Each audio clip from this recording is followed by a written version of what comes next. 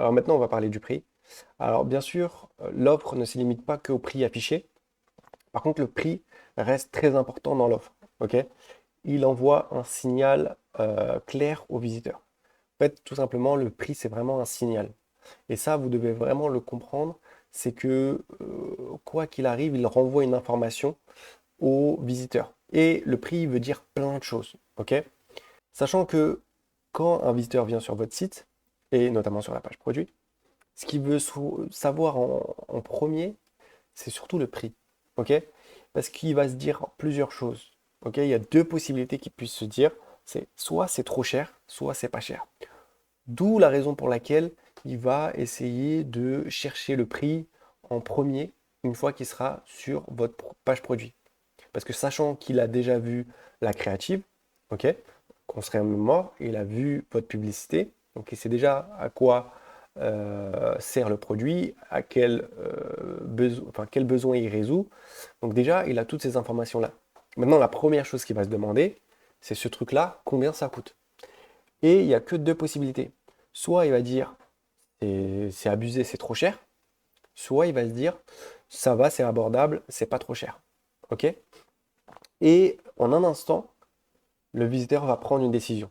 Soit en fonction de ces deux possibilités, soit il va se dire donc c'est trop cher ce prix-là, et il va automatiquement partir de la page produit, soit il va se dire c'est pas cher, et il va prendre la décision de rester sur la page produit, et ensuite de regarder la description, de regarder les images, etc., etc., et ensuite de prendre une décision, est-ce que je l'achète ou pas.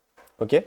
Mais déjà, le prix va directement conditionner la personne et soit c'est trop cher, soit c'est pas cher. Et donc, déjà, on va perdre une partie des visiteurs en fonction de la réponse qu'ils auront à cette question-là.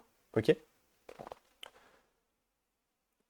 Le prix, donc le prix est très important, ce qui signifie que vous ne pouvez pas justement vendre un produit à 2000 € en espérant faire les mêmes ventes qu'un produit qui coûte euh, 30 euros. Ok?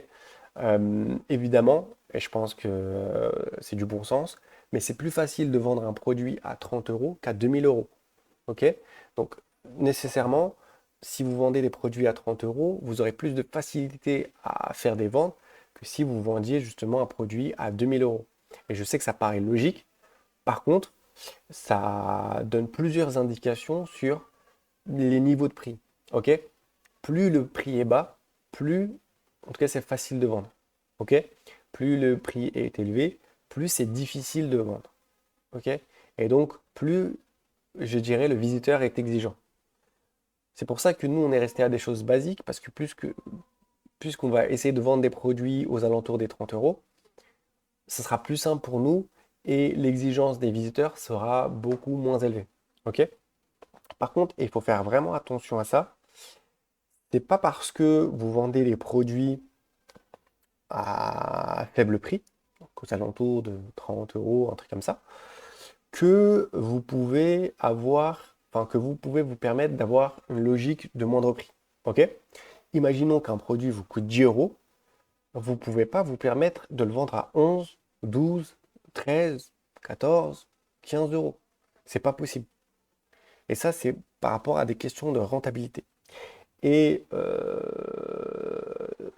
ça va nous amener justement à la prochaine vidéo sur la question de la rentabilité, que vous allez mieux comprendre et que vous allez mieux intégrer dans votre offre parce que vous ne pouvez pas vous permettre d'être pas rentable. Ok? Même si vous créez une offre gagnante pour le consommateur, vous ne pouvez pas vous permettre de ne pas être rentable. Ok? Donc ce sera l'objet de la prochaine vidéo. Donc, on se voit tout à l'heure.